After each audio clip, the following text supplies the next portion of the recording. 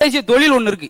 இவனடா கெடுத்து என்னடா செய்யலாம் அப்படின்னு சொல்லி பேச்சிலேயே கெடுப்பாங்க, பதில் சொல்ல முடியாது. அன்னைக்கு ஒரு ஆள் வந்தவனை பார்த்து, ஏப்பா நீ செத்து போயிட்டதா சொன்னாங்க, வந்துகிட்டு இருக்கியப்பா அப்படின்னு. இல்லங்க நான் சாகல, போப்பா உன் பேச்சல நம்ப முடியாது அப்படின்ட்டு.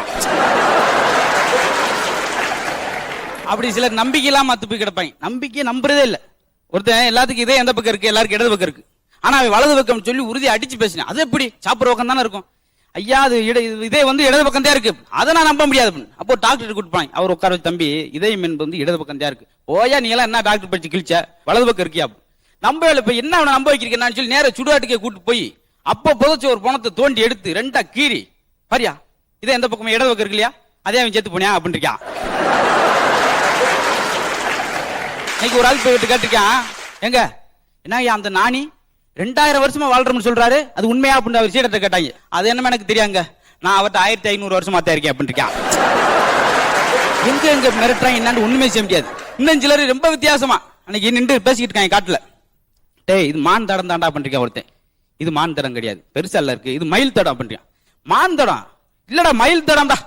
நான் நல்லா எனக்கு தெரியுமே, அது மான் தடம். 2 பேரும் தூக்கிட்டு மாட்டாரு கீழே விழுந்து ரத்த காயத்தோட விழுந்தாங்க. ஏன்னா அது ரயில் தடம். ரயில் தடத்தை நின்றுக்கிட்டு அவங்க வேற ஏதாவது பேசியிருக்காங்க, குறிக்கோள்லாம் திறது. அப்ப சொல்லியான், மாப்பிள்ள நேத்து உனக்கு நான் எலுமிச்சம் ஊருவா கொடுத்து விட்டேன், எப்படி இருந்துச்சு அப்படின்னு. ரொம்ப சூப்பரா இருந்துச்சு. ஆமா எதுல செஞ்சது அப்படின்னு இருக்கான். பேர் எலுமிச்சம் ஊருவா, அப்புறம் எதுல செஞ்சதுன்னா அவனுக்கு என்னத்தை வேலை கொடுக்க முடியும்? ஏன்னா ஆமா சின்ன வயசுலயே பேசி பழகிறோம். அப்படியே சாதாரண நம்ம பெற்றோர்கள் பேசுறப்பா கவனிச்சு கவனிச்சு இவனுக்கு அந்த நகைச்சுவை உணர்வு. என்ன சொல்லுவாங்கல்ல, இளநீருக்கு தான் சுவை அதிகம், இளமைக்கு தான் பலம் அதிகம்னு சொல்லி நிறைய விஷயங்களை குழந்தைகள் பார்க்கறதுனால புதுசு புதுசா சிந்திக்கிறாமலால் பதில் சொல்ல முடியல. ஒரு கேள்வி தான் கேட்கறாங்க தெரியல. அன்னைக்கு ஒரு கிராமத்துல சமைச்சுக்கிட்டு இருந்தாங்க எல்லாம். ஒருத்தன் கத்திரிக்காய் குழம்பு வைக்கிறான், ஒருத்தர் வெங்காயம் கூட்டு, இங்கிட்டு தக்காளி கூட்டு, எப்பயுமே சமைச்சுக்கிட்டே இருப்பாங்களாம். ஏன் அப்படின்னு கேட்டேன், தெரியல அப்படின்னு. அது குக்குற அம்மா 24 நாள் சமைச்சுக்கிட்டு இருப்பாங்க, இதை விட்டுப்பாங்க. இன்னும் ஒரே விஷயத்த கேட்கிறான். அதாவது ஒரு பெரியவர் டீ கடை ஓட்டுக்காரு. அவர்கிட்ட ஒரே வார்த்தையில இங்கிலீஷ்ல கேட்கணும், பெரியவரே ஒரு 4 டீ போடுங்க, பெரியவரே 4 டீ போடுங்கன்றத ஒரே வார்த்தையில இங்கிலீஷ்ல கேட்கணும் அப்படின்னா. தெரியல அப்படின்னு அவனே சொன்னான், பெர்சனாலிட்டி முடிஞ்சு வச்சு, அதுல முடிஞ்சு பெருசு 4 டீ. ஒரே வார்த்தை எங்க யோசிச்சான்னு தெரியல.